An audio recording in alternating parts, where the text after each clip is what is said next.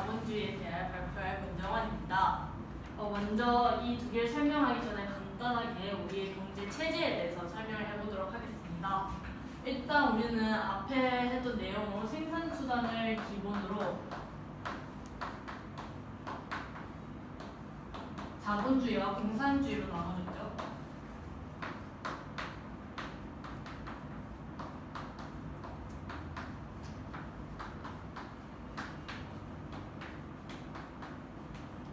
이렇게 두 개의 경제 체제로 나눠졌습니다. 근데 여기서 자본주의를 또 나눠볼 거예요.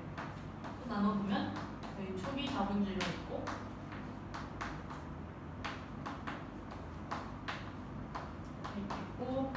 후기 자본주의, 이번엔 자본주의가 아니고 자유주의가 있습니다. 이것들에 대해서 간략하게 특징들만 설명을 해보자면, 일단 초기 자본주의는 정부의 개입이 아예 없는 상태에서 시장의 자유만 보장을 하는 그런 경제 체제입니다.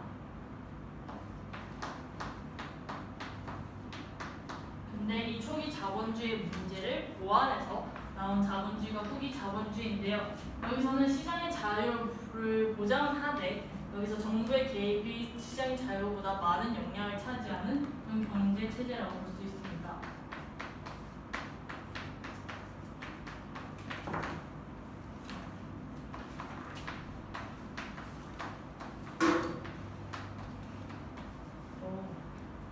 그리고 마지막으로 이제 자본주의의 마지막 신자유주의에 대해서 짧게 설명하면, 이 후기 자본주의를 또 비판하면서 나온 게 신자유주의인데, 이거는 또 반대로 시장의 자유를 줄여서 시자라고 하면 시자를 넓히고 정부의 개입을 낮추는 그런 경제 체제.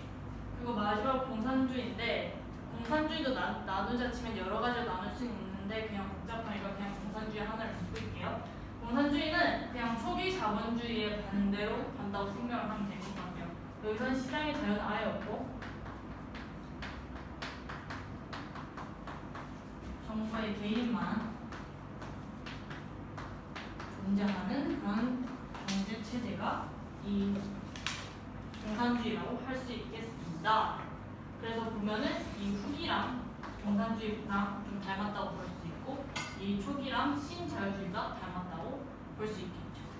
그래서 이제 좀 더 자세히 들어가서 초기 자본주의에 대해서 좀 설명을 해보자면,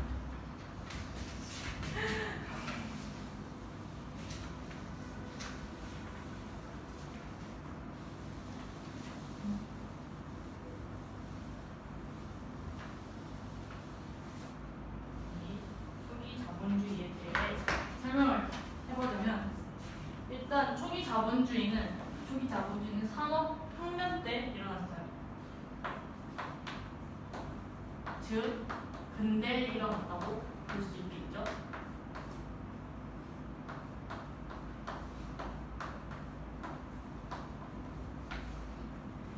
이 초기 자본주의라는 이론을 정립한 사람의 이름은 우리가 사회 시간에도 들어봤을 건데 애덤 스미스라는 사람입니다. 이 애덤 스미스는 이렇게 말했어요. 시장의 자유 경쟁이 사회의 전체적인 부를 증진시킬 것이다 라고 말하면서 이 초기 자본주의를 밀었습니다. 근데 일단 이 초기 자본주의를 설명하기 위해서 예시를 들어볼게요. 예시였는데 A와 B와 C가 있어요. 이 A, B, C는 셋 다 커피를 만든 사람이에요. 이 커피를 만드는 그런 기술력은 다 동일하다고 일단 가정을 할게요. 그러면 일단 여러분, 커피가 이렇게 있으면 커피가 5,000원이에요. 5,000원이라고 치면은 이 커피의 가격을 구성하는 거에도 여러 개가 있겠죠? 일단 첫 번째는 이 커피를 만드는 원두값이 있고, 두 번째는 이 가게를 빌리는 임대료가 있겠고, 이 가게를 유지하기 위해서 필요한 유지비가 있겠고, 또 알바생들을 고용을 할 테니까 알바비와 마지막으로 이제 자기의 이익을 계산한 자기의 이익이 순이익이 이렇게 포함이 되겠죠. 이거를 다 천원씩이라고 생각을 해볼게요.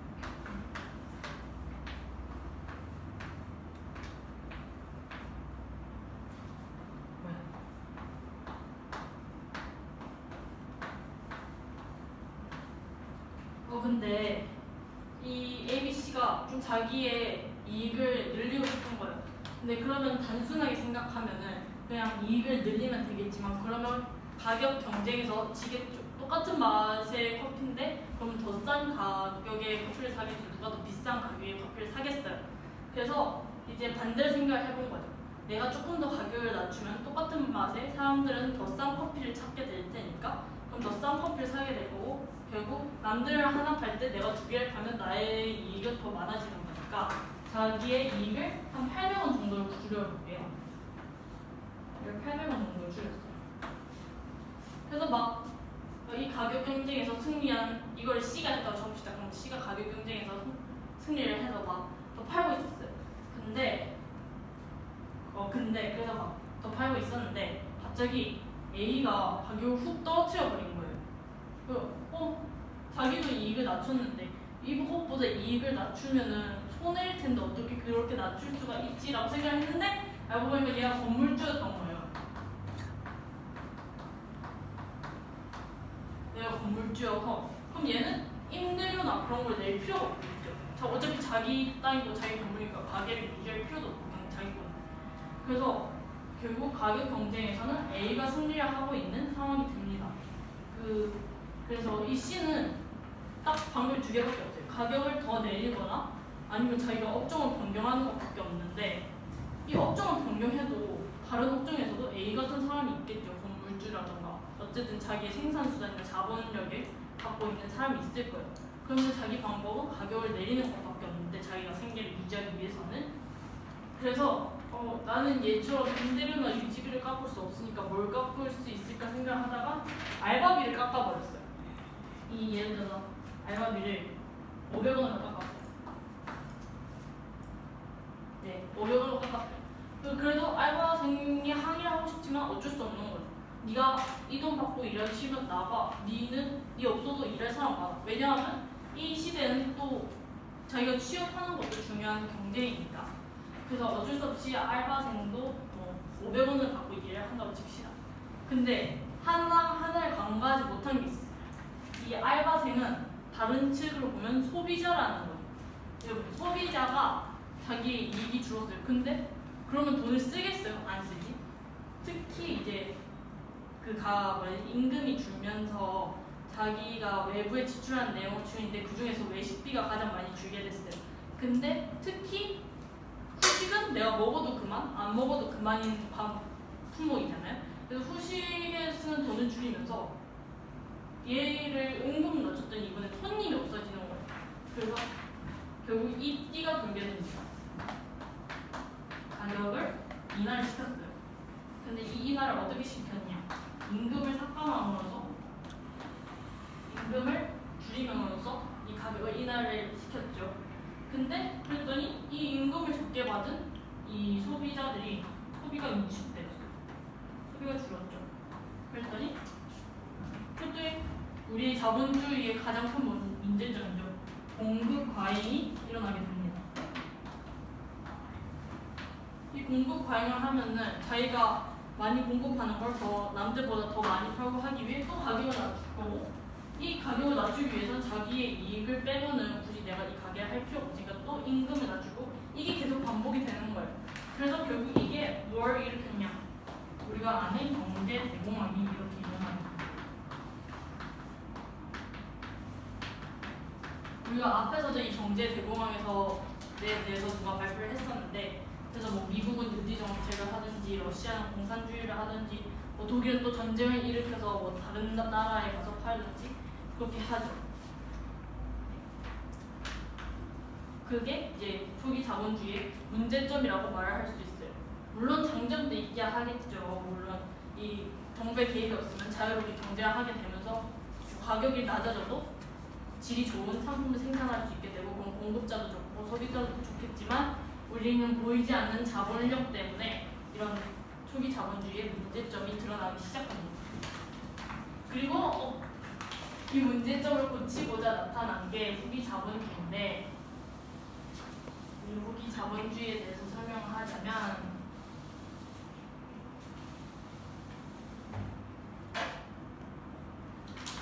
후기 자본주의는 이제 이 초기 자본주의의 문제점을 고친다, 수정을 한다 라고 해서 수정 자본주의라고도 불리게 됩니다. 수정 자본주의라고. 이거 같은 경우에는 영국의 경제학자인 케인스가 제시를 했어요. 이 케인스가 제시한 방법으로는 이 시장에 정부가 적극적으로 개입을 해서 이제 세금을 통해서 세금을 많이 걷어서 부를 재분배하면은 이 빈부격차도 줄일 것이고, 또 그러면 이제 아까 A가 갖고 있던 그런 자본력에 대해서 이 독점도 막을 수 있고, 또 정부가 개입을 하면 어느 정도 이게 돌아가면서 소비자들이 소비를 하는 것도 정부가 어느 정도 개입을 하면 이제 활성화될 수 있을 것이다 라고 주장을 하면서 이 후기 자본주의를 내세웁니다. 그러면 아까 전에 그 예시에 대입을 시켜서 이 후기 자본주의를 설명을 해볼게요. 다시 ABC가 나옵니다. ABC는 아까와 동일한 인물이에요. 이 C가 이걸 하면서 자기는 결국 A한테 자꾸 지고 있잖아요. 그래서 나는 이제 이 업종을 접어야 되나? 내가 이제 그냥 막노동을 해야 되나? 라고 생각했어요. 그런데 그때 갑자기 이제 국가에서 화력발전소를 갑자기 짓겠다는 얘기가 나와요. 좀 뜬금없게 났는데, 발전소를 지을 테니까 사람들 와라, 돈 줄 테니까 그럼 너네 막노동을 해서라도 막노동을 하고 그럼 내가 돈을 주겠다라고 정부가 제시를 한 거예요. 그래서 C가 나도 거기에 갈까? 라고 생각을 했어요. 근데 자기는 좀 귀하게 잘한 거야. 이 막노동을 하면 자기가 몸살나서 아무것도 못할 것 같은 거. 그래서 그냥 안 하고 있었는데 갑자기 커피를 먹는 손님이 증가를 했어요. 그래서 왜인지 봤더니 이 화력발전소에 사람들이 일을 하러 가면서 정부가 임금을 주고, 그러면서 사람들은 그만큼 내가 쓸 수 있는 돈이 생긴 거예요. 그래가지고 그만큼 쓸 수 있는 돈이 생긴 만큼 ABC의 커피 가게에 가서 커피를 사 먹기 시작한 거죠. 그래서 간단하게 정리하자면 화력발전소가 생겨서 소비가 증가를 하게 되었고, 소비가 증가를 하게 되었는데 막 C는 많이 팔기 시작했어요. 많이 팔기 시작했죠. 그래서 가게도 크게 짓고 하는데 이제 근데 자기가 많이 벌게 된 만큼 세금도 늘어나게 된 거예요. C는 살짝 기분이 더럽긴 했는데 괜찮았어요. 자기가 더 많이 벌었으니까 그 정도 내는 건 부담이 안 되는데, 오히려 이거에 부담을 느낀 건 A라는 거예요. 왜냐하면 이때 정부가 개입을 하면서 누진세라는 걸 내걸었어요. 누진세가 뭐냐면 이제 돈을 많이 버는 사람일수록 세금을 더 많이 내는 그런 제도인데, A 같은 경우는 건물도 들고 있고 애초에 자본력이 빵빵하니까 C보다 상대적으로 내는 돈이 많았겠죠. 그리고 초반엔 자기가 돈을 더 잘 벌었으니까 C보다. 그래서 A는 세금을 좀 부담이 되니까 이걸 어떻게 해야 되지? 이걸 해결하려면 자기가 커피값을 올려서 자기 이익을 올리는 수밖에 없는 거예요. 이 세금의 부담을 감수를 하려면. 그래서 A가 가격을 올려버렸어요. 그랬더니 여전히 시장은 차이가 나지만 C랑 그래도 비슷한 가격을 갖게 됩니다.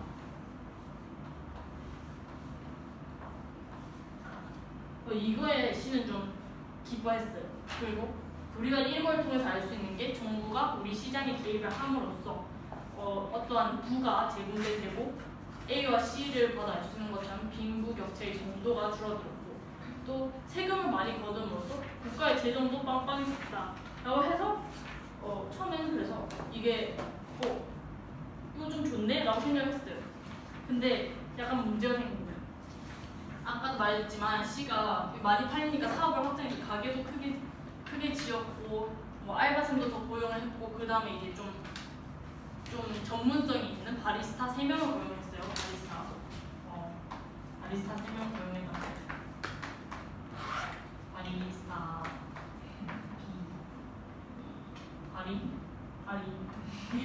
B1, B2, B3라고 합시다 그냥 했는데 갑자기 문제가 생겼어요. 이 화력발전소에서 사고가 난 거예요. 사고가 나니까 이 공사가 중단이 되면서 한동안 사람들 보고 공사장에 나오지 말라는데 한동안 일하지 말라라고 한 거예요. 그럼 다시 소비할 수 있는 방법이 없어졌네요. 그래서 또 손님이 또 끊겨버린 거예요. C는 생각했죠. 손님이 줄어들니까 자기가 어떤 행동을 취해야 되는데 일단 자기가 가게를 옮기면서 이런 임대료나 유지비는 늘어났겠죠. 그래서 자기가 가게를 또 다시 작은 곳으로 옮길 것이냐. 근데 그건 또 이상하잖아요. 다시 가게를 옮기는 것 비용도 문제고 또 내가 이만큼 대출까지 해가면서 가게를 옮겼는데 그것도 손해가 장난이 아닐 테니까. 그러면 알바생을 잘라야겠네요. 자기 이익은 줄일 수가 없으니까. 알바생을 잘랐어요. 알바생을 다 잘랐는데 문제는 바리스타 3명인 거예요. 자기가 이 바리스타를 고용을 할 때 정규직으로 고용을 했는데 이 원래는 이제 알바생들 몇 명 해고하고 뭐 알바생들 가격을 자를 그 임금을 좀 낮게 하려고 했는데 정부가 개입을 하면서 최저임금 제도라는 게 생겨서 이 임금도 낮게 줄 수가 없는 거예요, 마음대로. 그래서 그냥 알바생을 거의 다 잘라버리고 바리스타만 남겨놨다고 칩시다. 남겨놨는데 얘네 중 3명 중 1명을 자르려고 했어요. 근데 얘네 3명이 뭉쳐버린 거예요, 똘똘똘. 그래서 약간 노동조합, 노동조합이 약간 노동자들이 모이는 그 단합을 한 거예요, 얘네들끼리. 근데 또 정부가 개입을 하면서 이런 단합을 인정을 해줘버린 거예요. 그래서 얘네가 한 명 자를 거면 우리 다 같이 나가가지고 A 가게에 가버릴 거다라고 한 거죠. 근데 얘네가 없으면 또 가게 운영이 안 되잖아요. 그래서 그러면 너네 셋 다 고용해줄게 대신에 임금 조금만 주겠다라고 했더니 근데 그것도 안 되겠대요. 네가 돈 조금 주면 난 또 A 가게에 가겠다는 거예요. 그래서 어떡하지 하면서 결국 얘네를 셋 다 고용하게 됐어요. 그러면 이 가격의 변화가 별로 없겠죠. 알바생을 자른다고 해도 이 좀 임금을 많이 잡아먹는 바리스타가 여전히 존재를 하니까 그래서 어쩔 수 없이 얘네를 임금을 자르려고 했는데 임금을 안 줄여줘서 자기가 이익이 없는 만큼 임금 자르려고 했는데 안 잘린 거예요. 그래서 가격이 어떻게 보면 이 5,000원보다 상승을 한 거죠. 근데 소비를 하는 사람이 없는데 가격은 상승을 해버렸어요. 그러면 더 사는 사람이 없겠죠. 이게 또 우리가 아는 스태그플레이션이라는 게 발생합니다.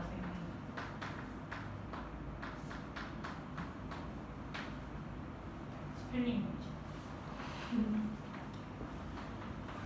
이게 뭐냐면 경기는 불황이야. 이 소비자도 없고 애초에 경제가 안 돌아가고 있는 상황인데 물가만 자꾸 올라가는 좀 희한한 그런 게 발생을 해요. 그리고 또 문제가 하나 더 생겨요. 바로 경기 침체와 경기 불황이에요. 어떻게 보면 당연한 거죠. 지금 사는 사람이 없으니까 팔 수도 없고 그러면 또 경쟁력은 멈추고 그래서 경기 침체가 발생하고 장기 불황이 발생했어. 그래서 이거 두 개가 어떻게 보면 소비 자본주의의 가장 큰 문제점이다. 왜냐하면 이 경기 상황에 따라서 좀 약간 유연하게 대처를 할 수 있어야 되는데 정부가 개입을 함으로써 오도 가도 못하는 그런 상황이 되어버렸으니까 이 정부의 개입이 어떻게 보면은 소비 자본주의에서 장점이지만 단점으로 작용을 하는 거죠. 그래서 후기 자본주의의 문제점은 이거 두 개라고 할 수 있습니다. 그래서 이런 게 발생하니까 사람들이 또 다시 돌아가자고 하는 거죠. 후기 자본주의에서 다시 초기 자본주의로 돌아가자라고 하는 게 이제 신자유주의인데 그건 다음 사람이 설명해 줄 거예요. 감사합니다.